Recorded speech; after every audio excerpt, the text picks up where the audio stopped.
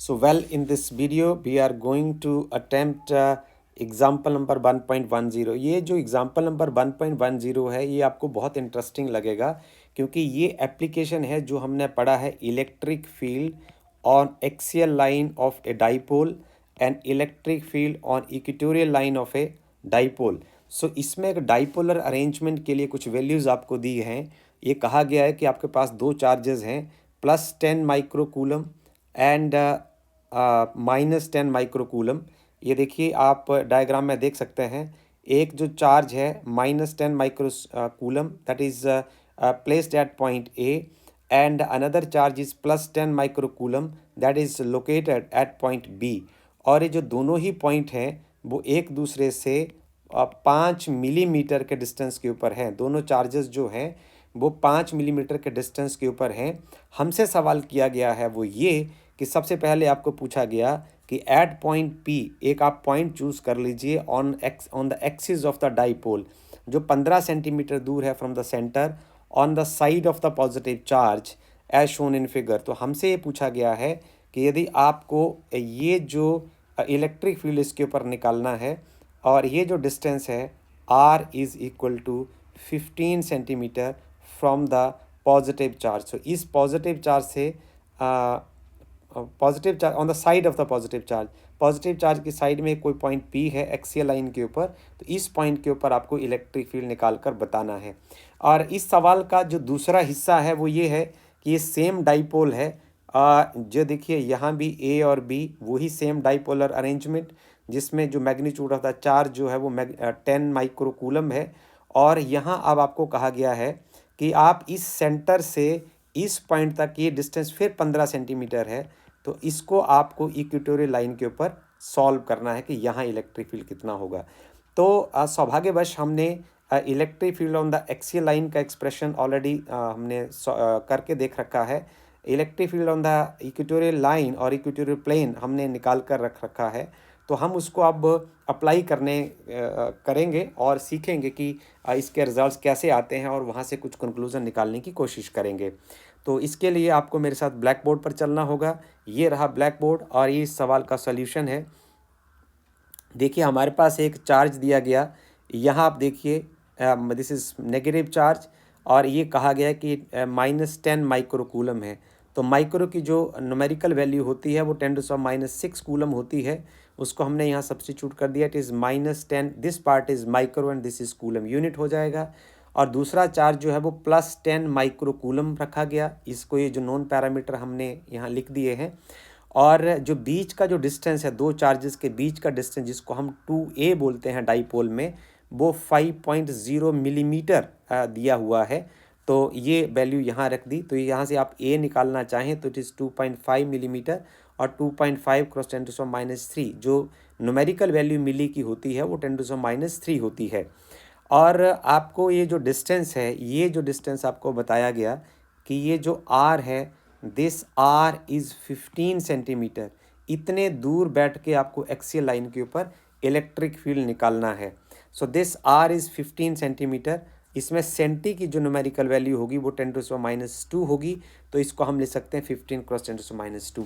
अब सवाल ये पैदा होता है कि हम इस जो प्रॉब्लम को हमारे पास सॉल्व करने के दो तरीके रहते हैं कि इलेक्ट्रिक फील्ड यदि हम उसका magnitude of electric field at point P on the axial line of the dipole यदि हम निकालना चाहते हैं तो उसका फार्मूला हमारे पास होता है 1/4πε0 जो एक कॉन्स्टेंट है, और जो 2p it is the dipole moment and r is the distance from the centre and then it is r² - a² का whole square. This is equation number 1।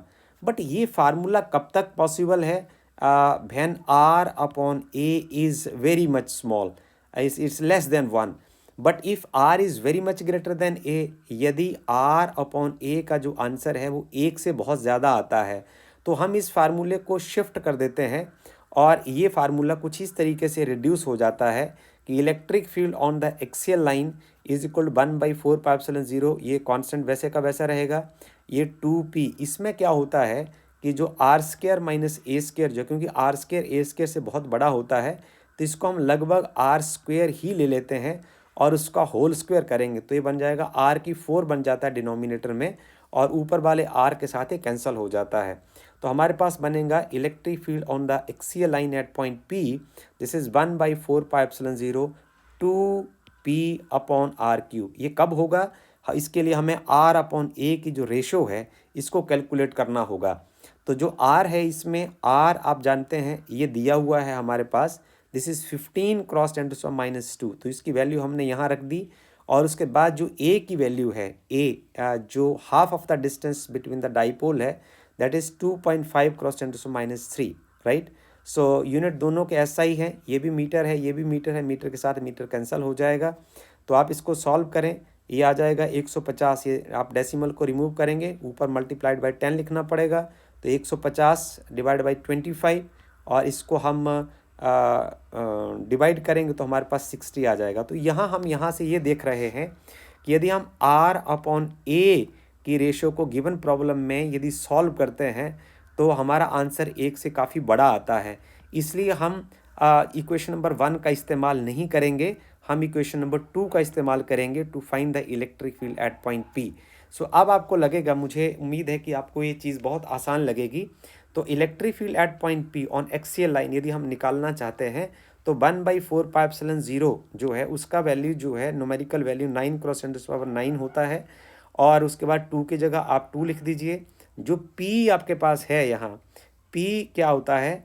P होता है कोई चार्ज, दोनों में से किसी एक का मैग्नीट्यूड और दोनों के बीच का डिस्टेंस। तो चार्ज आपके पास है 10 क्रॉस 10⁻6, ये 2 जो है वो यहाँ आ गया, और चार्ज की वैल्यू 10 क्रॉस 10⁻6। और जो ये है हमारे पास जो डाइपोल मूवमेंट है, जो डाइपोल मूवमेंट की जो वैल्यू होगी वो 2P आ जाएगी, 2 यहाँ आ जाएगा, और बीच का जो 2A जो डिस्टेंस है वो 5 क्रॉस 10⁻3 मिलीमीटर है। ये आप यहाँ देख सकते हैं, यहाँ से आप देख सकते हैं, ये 2P का वैल्यू आ जाएगा, ये 2 आ जाएगा, और P जो है वो आ जाएगा ईदर चार्ज और डिस्टेंस बिटवीन द चार्जेस, और नीचे आ जाएगा R का क्यूब। तो R आपके पास है 15 क्रॉस 10⁻2 मीटर। तो इसको आप सॉल्व कर लेंगे। इसको सॉल्व करने के बाद आप यहाँ लिख देंगे 9 सीधे यहाँ से आ जाएंगे, 2 यहाँ से आ जाएंगे, 5 यहाँ से आ जाएंगे, और उसके बाद आपके पास बचता है ये 10 और 10⁻9, और 9 में से ये 9 जो घट जाएंगे, और डिवाइड बाई 15 का क्यूब है तो 15 इंटू 15 इंटू 15, 10⁻2 की पावर 3 है तो 10⁻6 हो जाएगा।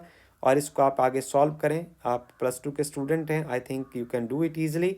सो इसको सॉल्व करने के बाद हमारे पास आंसर आता है 2.6 क्रॉस 10⁻5 न्यूटन पर कूलम। तो electric field on the axial line of the dipole is 2.6 cross 10⁻5 Newton पर कूलम। इसके बाद हम इसके बी पार्ट पर चलते हैं, उसमें लिए आपको मेरे साथ अगले पेज पर चलना होगा। उसमें ये कहा गया कि सेम जो डाइपोल है उसका नेगेटिव चार्ज वहीं का वहीं है, पॉजिटिव चार्ज वहीं का वहीं है, और उसके बाद आप देखिए कि जो इक्वेटोरियल पॉइंट लाइन जो है उसके ऊपर आप एक पॉइंट चार्ज को रखते हैं, और पॉइंट चार्ज को यहाँ रखने के बाद आप ये देखते हैं कि इस पॉइंट के ऊपर इलेक्ट्रिक फील्ड कैसे निकाला जा सकता है। तो जो नॉन पैरामीटर हैं वो पुराने ही हैं, उसके बारे में बात करने की ज़रूरत नहीं है। Electric field on the equatorial line को यदि निकालने का हमारे पास फार्मूला है तो electric field is a vector quantity, I will mark it as a vector primarily. और इसमें ये जो डाइपोल मूवमेंट जो है डिवाइड बाई 4πε0 r² + a² की पावर 3/2। समस्या फिर वहीं आएगी, हमने R अपॉन A इस प्रॉब्लम के लिए कैलकुलेट कर रखा है और जो 1 से काफ़ी बड़ा है, as we have find that R upon A is equal to 60। So this is so much large quantity. So इसलिए हम इस फार्मूले का, इस इक्वेशन का हम इस्तेमाल यहाँ नहीं करेंगे, इक्वेशन नंबर 3 का हम इस्तेमाल नहीं करेंगे। We will make use the equation number 4। उसका जो है इलेक्ट्रिक फील्ड जो होगा वो होगा this is P upon 4πε0 r³। तो इसको हम सॉल्व करने की कोशिश करते हैं। इसमें हमें जस्ट न्यूमेरिकल वैल्यूज़ पुट करनी है। 1/4πε0 को जो वैल्यू 9 क्रॉस 10⁻9 होगी, और जो डाइपोल मूवमेंट होगा वो होगा either charge into the distance between the two charges. तो चार्ज हमारे पास है 10 क्रॉस 10⁻6, और दोनों के बीच का जो डिस्टेंस है वो 5 मिलीमीटर है। सो ये 5.0 क्रॉस 10⁻³ मीटर हो जाएगा, और R का जो क्यूब आपने पुट करना है तो 15 क्रॉस 10⁻² की पावर 3 हो जाएगा। सो इसमें है मेरे पास 9 × 5 एंड 10⁻⁹ और यहाँ आपके पास सॉल्व करके आ जाएगा 10 की जो पावर 1 यहाँ ऐड हो जाएगी और 9 के साथ 9 कैंसिल हो जाएंगी और लेफ्ट विथ 10⁻1। तो नीचे 15 × 15 × 15 और ऊपर 10⁻⁶ ऊपर चला जाएगा तो 10⁻7 हो जाएगा। आगे यदि इस पार्ट को आप सॉल्व करना चाहते हैं तो इट विल रिमेन नाउ 1/75 × 100 × 10⁻5। और यदि हम इसको कैलकुलेट करते हैं तो electric field on the equatorial line is 1.33 × 10⁻5। और यदि इसको मैंने वेक्टर मार्क करके रखा है, this means that the direction of this electric field is opposite to that of dipole moment. तो डाइपोल मूवमेंट की जो डायरेक्शन होती है वो negative charge to positive charge होती है। दिस मीन्स इलेक्ट्रिक फील्ड की जो डायरेक्शन होगी वो positive charge to negative charge होगी। सो इसको हम यदि आप कम्पिटिटिव एग्जाम में बैठते हैं तो आपको शॉर्टकट आपको आना चाहिए। तो शॉर्टकट में हम कंक्लूजन निकालें तो उसका कंक्लूजन कुछ इस तरीके का रहेगा कि electric field on axial line का फार्मूला होता है 1/4πε0 इट इज 2pq/r³।